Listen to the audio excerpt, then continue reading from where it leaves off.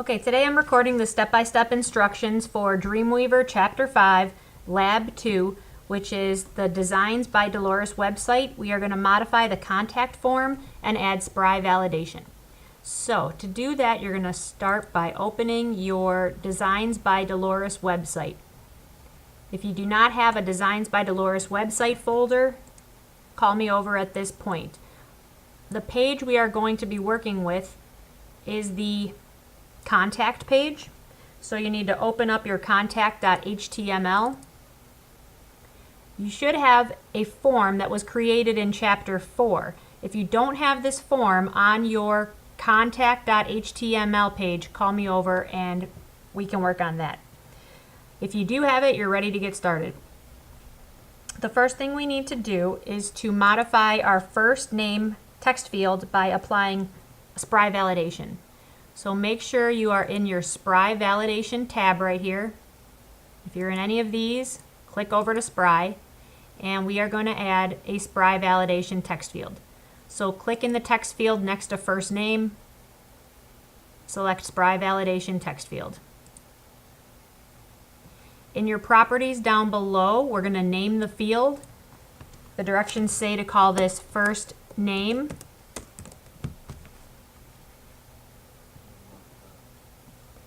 Then you're going to change the preview states. Instead of initial, you want to make it required. Where it says a value is required, we want to modify that text to the following. It's going to say, please provide your first name.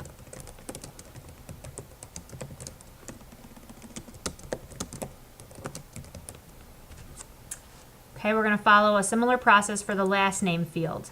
Click on last name, the text field.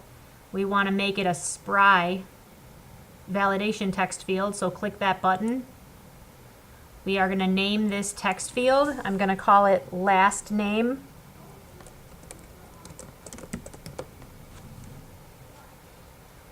doesn't have any special formatting type yet. This one though, we want to make the preview states required, and for a value is required, we want to change that generic placeholder text to please provide your last name.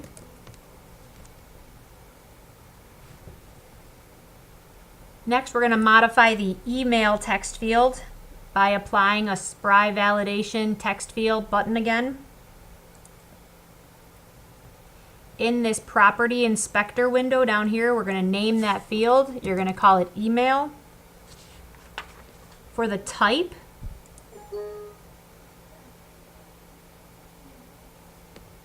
it's saying an element with this ID already exists. Please enter a different value. If you get that message, you're going to just type email 1, email 2, something else other than email. I'll put email address.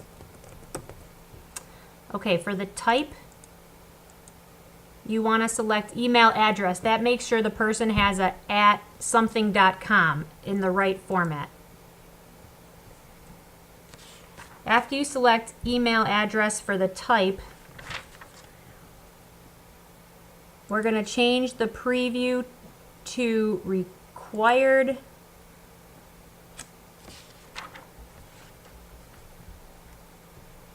Actually, we're going to leave it as invalid format, but we're going to change that a little bit and make it say a value is required.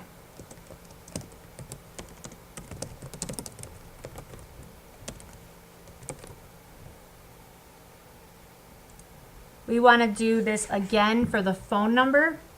For the phone number, we're going to make it a SPRY validation text field. You're going to name it. We're going to call this phone number.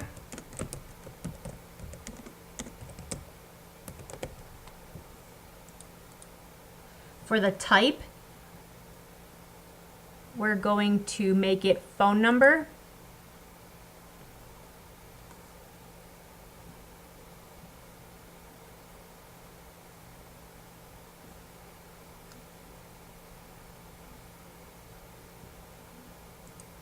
And for the format, we're going to leave that as US, Canada. We want to check the box for enforce pattern. Enforce pattern means it's going to have the dashes in the phone number. We want to change this error message to say a value is required.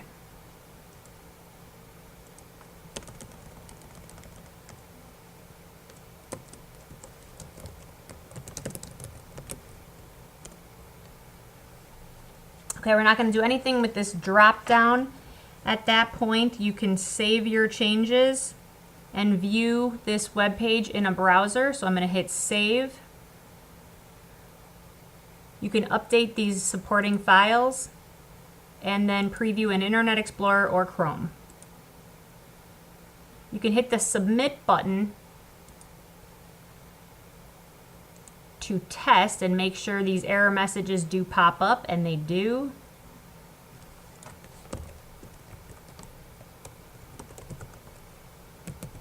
If I put in the email address wrong and try to submit, I should get an error message because it's not in the right format. When I type in a phone number, it will enforce the pattern of a phone number.